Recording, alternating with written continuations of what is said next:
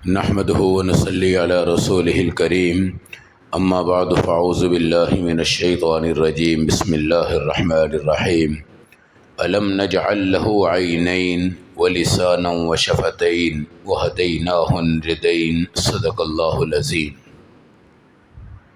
اللہ کا ارشاد مبارک ہے، کیا ہم نے تمہیں دو آنکھیں، ایک زبان اور دو ہونٹ یہ نعمتیں عطا نہیں فرمائی؟ اور اس کا جواب بھی مسلمان سے ہی اور ایمان والے سے ہی پوچھا ہے جو اپنے اللہ کو پہچانتا ہے۔ دو آنکھیں اللہ کی بہت بڑی نعمتیں ہیں۔ ان کا آنکھ ہونا، پھر ان سے نظر آنا، اچھے اور برے کو پہچان لینا۔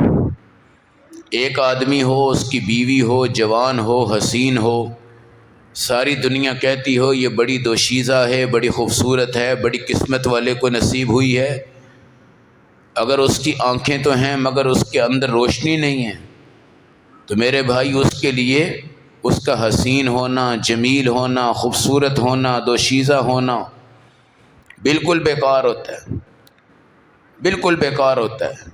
اندھے کا چراغ، ایک اندھا جا رہا تھا اور چراغ پکڑے ہوئے جا رہا تھا۔ لوگوں نے پوچھا کہ چراغ تجھے کیا فائدہ دے گا؟ اس نے کہا بھائی فائدہ تو کوئی نہیں ہے، میں تو اس لیے لے کے جا رہا ہوں کہ کوئی بندہ مجھ سے ٹکر نہ مار لے، مگر اس کو موم بتی کا، چراغ کا کوئی فائدہ نہیں ہے۔ ایک آدمی کے بارے میں واقعہ لکھا ہے کہ ایکسیڈنٹ ہوا اور اس کی آنکھ کا پردہ کٹ گیا، ساری دنیا جس کو اس نے دیکھا تھا اب ان کو دیکھنے سے محروم ہو گیا۔ ایک آدمی تھا، اس کی آنکھیں ایسی تھی کہ وہ کھلی رہتی تھی، بند ہی نہیں ہوتی تھی بیچارے کی، رات کو بھی کھلی، دن کو بھی کھلی۔ یہ ہماری آنکھ رات کو بند، دن کو کھل گئی، دیکھنا ہے تو کھل گئی، نہیں دیکھنا تو بند۔ پھر آنکھوں کی حرکت کو دیکھو، اگر آپ کہیں جی آنکھ کھلی رکھو، 1 منٹ بھی کھلی رکھنا مشکل ہو جاتا ہے۔ اگر آپ جاگتے ہوئے بندے سے کہو کہ 10 منٹ آنکھیں بند رکھو، یہ بھی اس کے لیے مشکل ہو جاتا ہے۔ رات کو 8 گھنٹے 9 گھنٹے سوتا ہے، اس کی آنکھ ایسی بند ہوتی ہے، صبح میرا اللہ کھولتا ہے، شفیق ماؤں سے بھی زیادہ محبت کرنے والا اللہ جب وہ صبح اٹھتا ہے تو وہ دیکھتا ہے کائنات کے جہاں کو۔ اس لیے میرے نبی علیہ الصلاۃ والسلام جب باہر آتے صبح صبح، آسمان کو، ستاروں کو، سیاروں کو، چاند کو، سورج کو، غروب کو، طلوع کو، ان تمام چیزوں کو دیکھتے تھے، ان تمام چیزوں کو دیکھتے تھے۔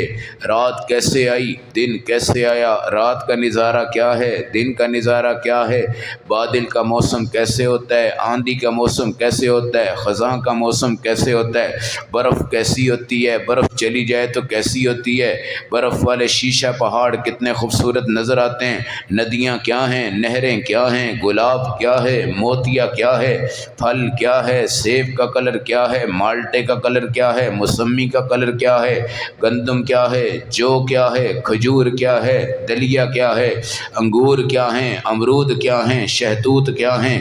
یہ تمام چیزیں پہچاننے کے لیے اللہ نے آپ کو سب سے بڑی نعمت جو عطا فرمائی ہے وہ آنکھ عطا فرمائی ہے۔ آنکھ آپ کو بتا رہی ہے پھل پک گیا ہے، آنکھ آپ کو بتاتی ہے پھل کچا ہے، آنکھ آپ کو بتاتی ہے چیز کون سی ہے، چیز کون سی نہیں ہے۔ میرے بھائیو، الم نجعل لہ عینین، دونوں آنکھوں کا شکر ادا کیسے ہوگا کہ اس سے وہ چیزیں دیکھو جن کو دیکھنے کا اللہ نے حکم دیا ہے، اور ان چیزوں سے رک جاؤ جن سے رکنے کا اللہ نے حکم دیا ہے۔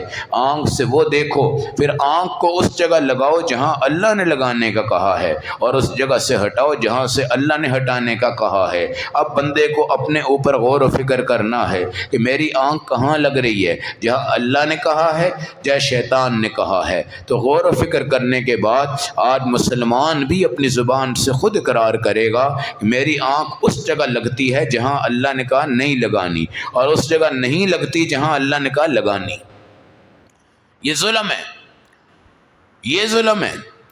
الم نجعل لہ عینین، یہ تو اس طرح ہے کہ جس طرح ایک انسان ہو اور ایک چیز آپ کے سامنے بنائے اور کہے آؤ بھائی میں نے تمہیں اس کا وزٹ کروانا ہے، اب وہ آتا ہے اور آگے کچھ بھی نہیں دیکھتا، اور دوسری چیزیں دیکھتا ہے، اور آپ آتے ہیں ایک دم غصے سے کہتے ہیں الم نجعل لہ عینین، کیا میں نے آنکھ تجھے نہیں دی تھی؟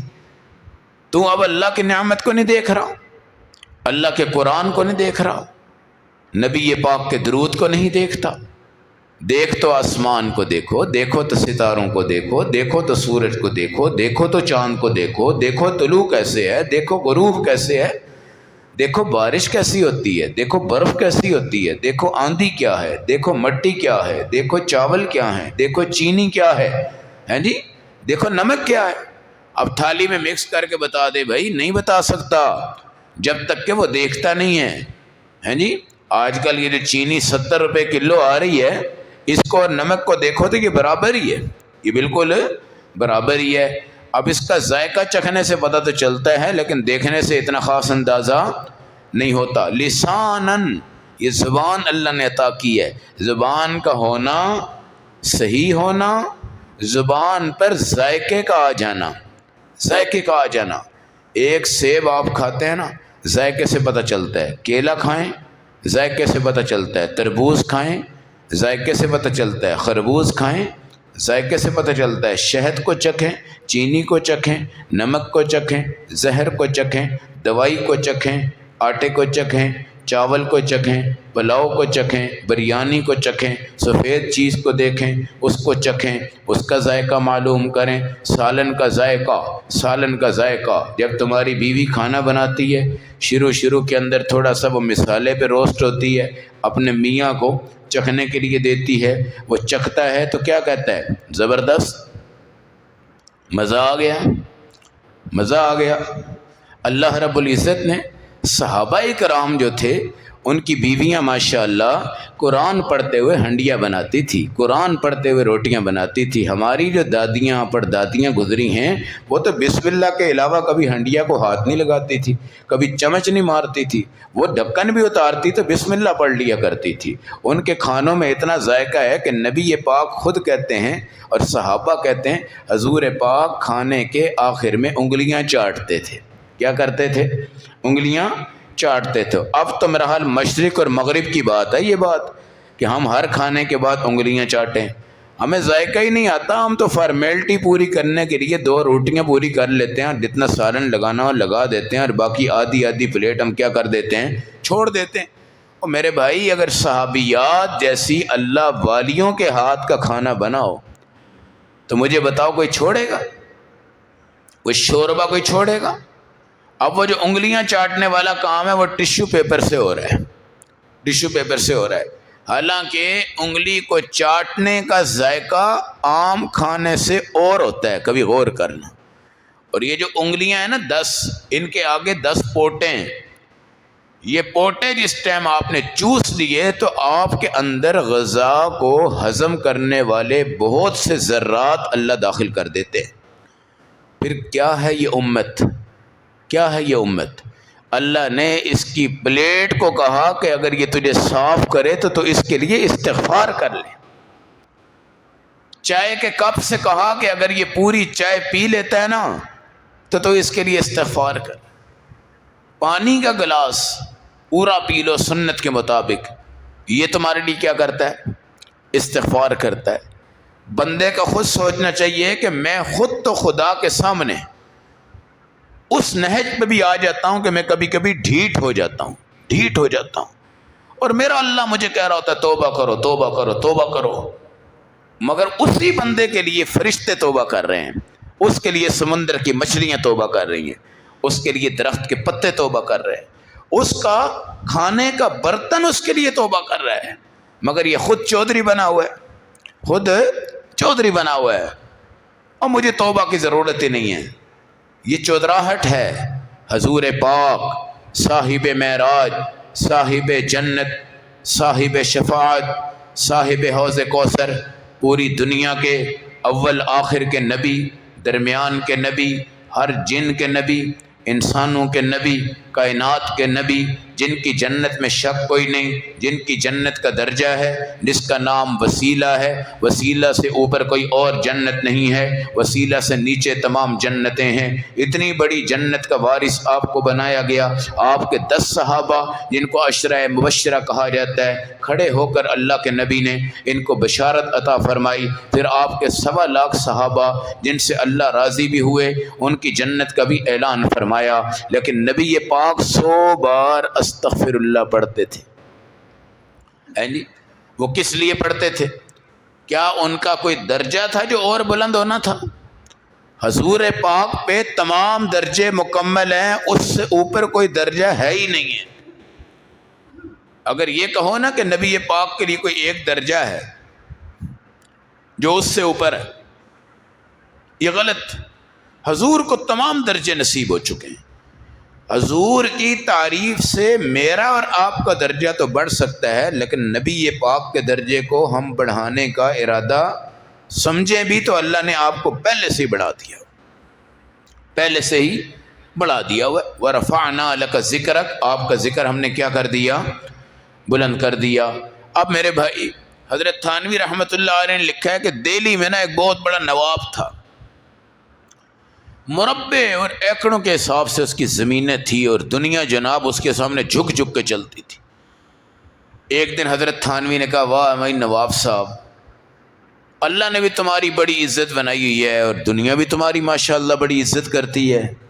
وہ کہنے لگا، حضرت آپ میرے قریب بیٹھیں، میں آپ کو بتاؤں بہت بڑی نعمتیں میرے پاس ہیں، مگر میری حقیقت سنو کہ ڈاکٹر نے مجھے کہا ہے کہ تو نے زندہ رہنا ہے تو بڑا گوشت ہوتا ہے وہ لے لو، اس کا قیمہ لے لو، قیمے کو کوٹنا ہے اچھی طرح سے، پھر اس کو کپڑے میں ڈال کر نچوڑنا ہے، جو اس قیمے کا جوس نکلے گا نا گلاس میں، وہ تم نے زندگی میں پینا ہے۔ اس کے علاوہ پوری کائنات میں کوئی غذا نہیں ہے جو تم اپنے منہ میں ڈال سکتے ہو۔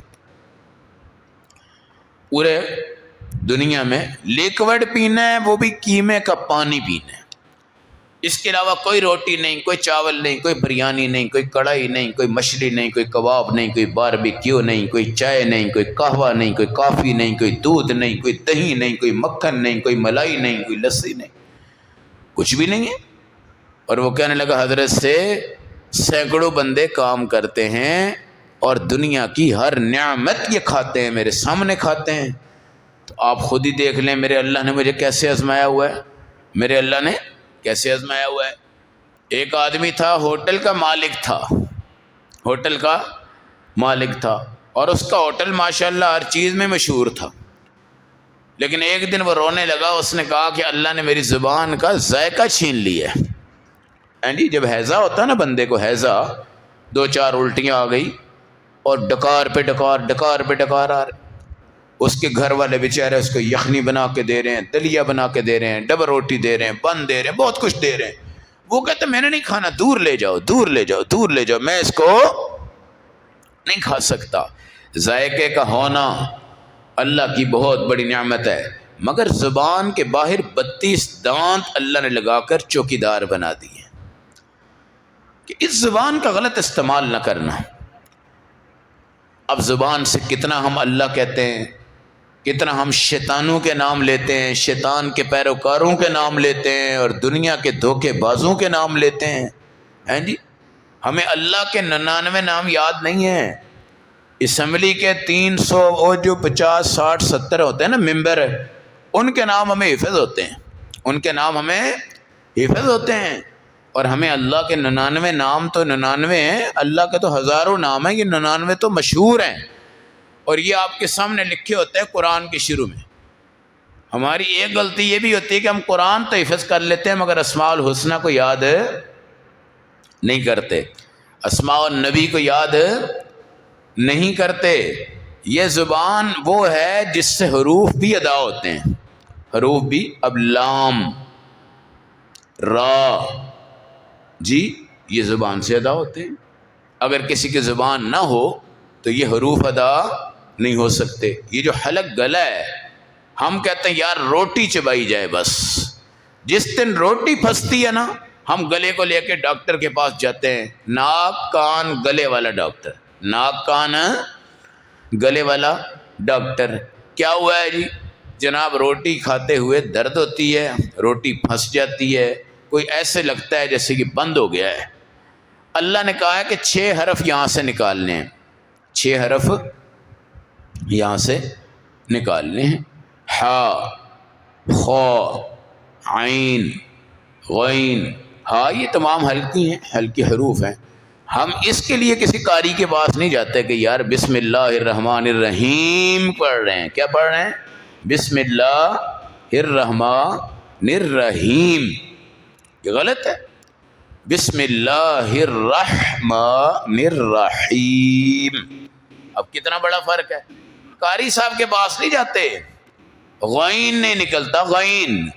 ہم اس کا مثال یہ دیتے ہیں، میرے بھائی جس جگہ سے تیری روٹی کا لقمہ نیچے اترتا ہے نا، اس جگہ سے بھائی یہ ادا کر لے، اس جگہ سے یہ ادا کر لے۔ اب یہ جو ہونٹ ہیں، ہونٹ، اس سے واو نکلتا ہے۔ کیا نکلتا ہے؟ واو نکلتا ہے۔